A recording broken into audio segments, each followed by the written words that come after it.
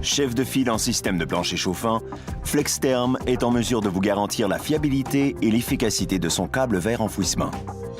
En adoptant ce type de chauffage, vous bénéficierez des avantages d'une technologie hautement avancée, une chaleur douce, saine et uniforme, un système conçu spécifiquement pour être intégré dans une dalle de béton, réduisant ainsi les coûts de préparation des surfaces.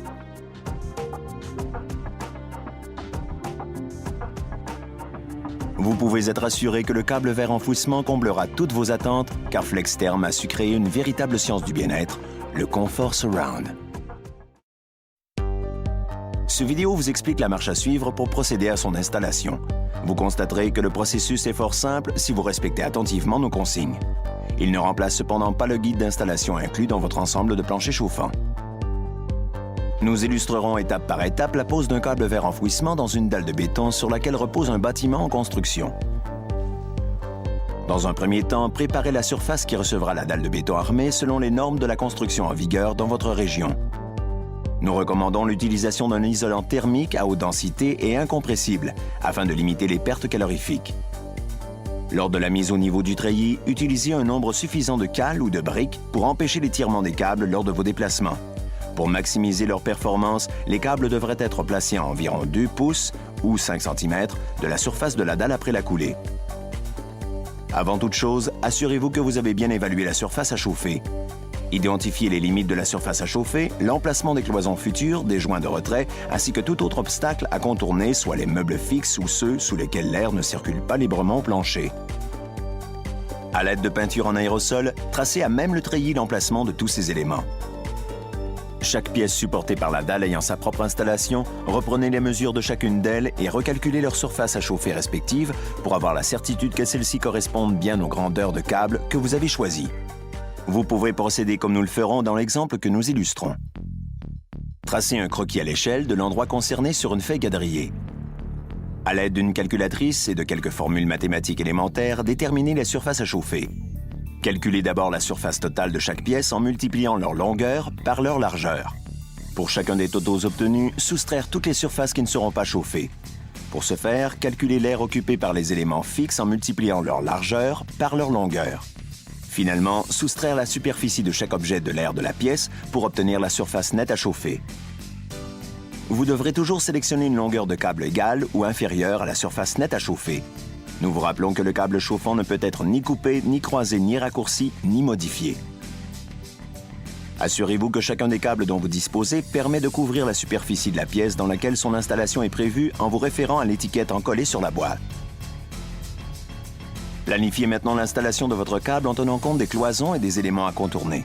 Leur présence vous obligera à effectuer quelques changements de direction en cours de pause. Lorsque vous planifiez votre design d'installation, vous devez prendre en considération la distance minimale à respecter entre le câble et ceci. Vous ne pouvez approcher le câble à plus d'1/2 pouce d'un meuble fixe, de 3 pouces d'une cloison et de 6 pouces d'un drain.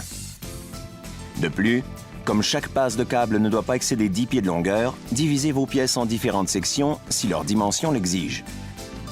Prévoyez également une zone tampon, facilement accessible en fin de pause, pour y installer tout excédent de câble en cas de besoin. Portez votre choix sur des zones où l'on circule peu, par exemple derrière une toilette ou une porte. Avant de procéder à la pose de votre câble chauffant, vérifiez-en la résistance à l'aide d'un multimètre ou d'un ohmmètre. Celle-ci doit être conforme à celle inscrite sur l'étiquette d'identification attachée à l'extrémité du câble.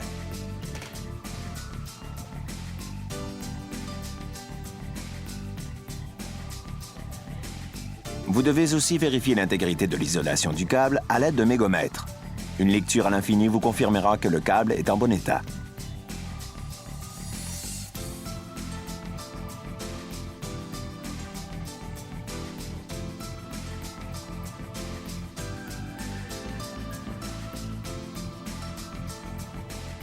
Il est important de noter les résultats obtenus sur la carte de garantie incluse dans la boîte pour préserver la garantie du système. Maintenant que vous vous êtes assuré du bon état du câble, retirez le seau de garantie pour débuter l'installation. Vous constaterez que le câble vert enfouissement possède à son extrémité 10 pieds de câble non chauffant servant au raccordement à la boîte électrique. Plat et rouge, il est relié à la partie chauffante par un joint mécanique. enroulez l'étiquette d'identification autour du câble non chauffant. Puis, glissez-le dans la canalisation prévue pour le raccordement.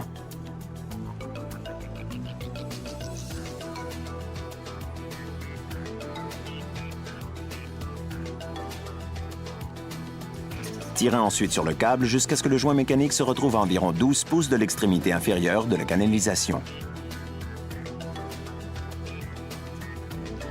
Fixez le joint mécanique au treillis à l'aide du ruban adhésif FlexTerm. Veuillez à ce que le joint mécanique soit attaché hors de la canalisation et dans la zone qui sera bétonnée. Par la suite, afin de faciliter le déroulement du câble, insérez dans la boîte un tuyau ou un bâton d'un diamètre maximum d'1 pouce après avoir dégagé la section pointillée prévue pour cet usage. En introduisant le bout du câble dans la fente des vidoirs, vous pourrez ainsi débobiner le câble aisément au fur et à mesure de vos besoins.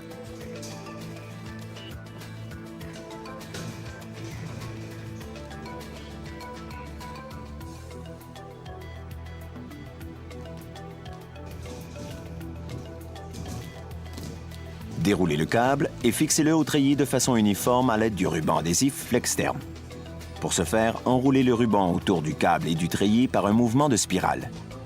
Appliquez une légère tension sur le câble et assurez-vous qu'il est maintenu sur toute sa longueur en faisant un tour de ruban par carreau de treillis. Prenez garde à toujours respecter l'espacement préétabli. Lorsque l'on fixe le câble en serpentin sur le treillis et que l'on atteint le bout de la passe de câble, on doit former une courbe avec celui-ci de façon à pouvoir revenir en sens inverse pour la prochaine passe. Contournez les obstacles en fixant le câble au treillis de façon à ce qu'il épouse la forme de l'obstacle en question. Lorsqu'il est impossible de laisser un espacement pour le retour du câble, changez de direction. Lorsque deux treillis se superposent, ils sont maintenus ensemble au moyen d'attaches. Recouvrez toutes les fixations susceptibles d'endommager le câble. Continuez l'enlacement du câble.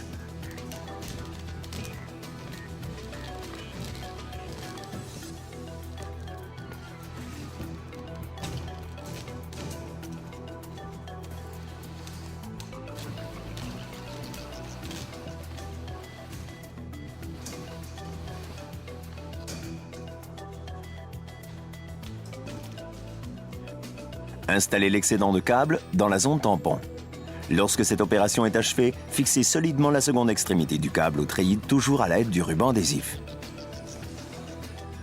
Vous pouvez maintenant installer la sonde de température. Vérifiez d'abord l'intégrité de la sonde à l'aide de multimètre. Branchez-le sur la sonde pour vérifier sa résistance. Le résultat devrait correspondre à la donnée de l'étiquette de la sonde. Prenez le tuyau protecteur et glissez-y le bout de la sonde. Faites descendre le capillaire jusqu'au bout. Posez ensuite le tuyau de façon à ce que toute la partie de la sonde qui se retrouvera enfouie dans la dalle loge dans celui-ci. Fixez-le d'abord à la canalisation qui abrite déjà le câble de raccordement. Puis, attachez la partie restante au treillis en prenant garde de ne pas chevaucher le câble chauffant. La sonde doit se retrouver à une distance minimum de 2 pieds à l'intérieur de la zone chauffée et être centrée entre les câbles chauffants. Placez-la dans un endroit neutre, loin de toute source de froid ou de chaleur. Une fois l'installation terminée, vérifiez à nouveau l'intégrité du câble. Notez le résultat des tests sur la carte de garantie à l'endroit prévu à cet effet.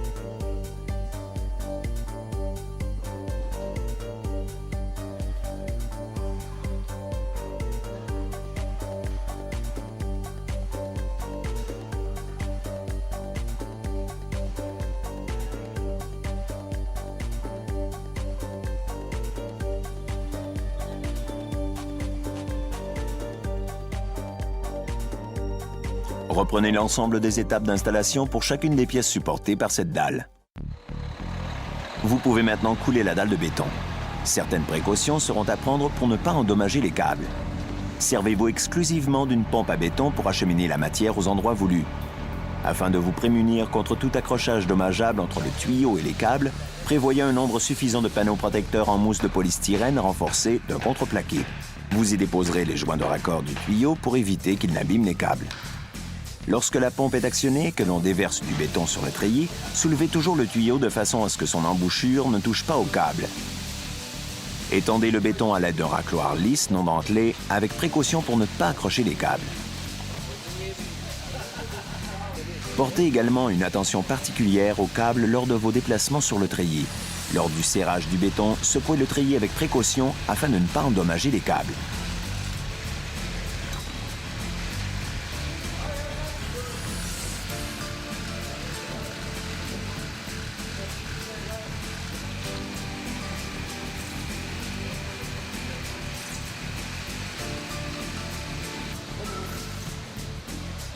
Une fois la période de cure de votre dalle terminée, reprocédez au test d'isolation et d'intégrité du câble tel que nous l'avons montré précédemment. Vous pourrez ensuite entreprendre la pose de votre revêtement de sol. Céramique, pierre naturelle, surface dure ou revêtement souple peuvent être utilisés de concert avec le câble vert enfouissement. Cependant, toujours s'assurer auprès du fabricant de couvre-sol de la compatibilité de son produit avec les systèmes de plancher chauffant. Prenez soin de ne pas visser ou clouer dans le plancher. Il vous restera simplement à procéder au raccordement des câbles à la boîte électrique et à effectuer leur branchement et celui de la sonde au thermostat. Cette opération doit être faite en conformité avec les codes de l'électricité nationaux ou locaux. Elle doit être confiée à une personne qualifiée là où la loi l'exige.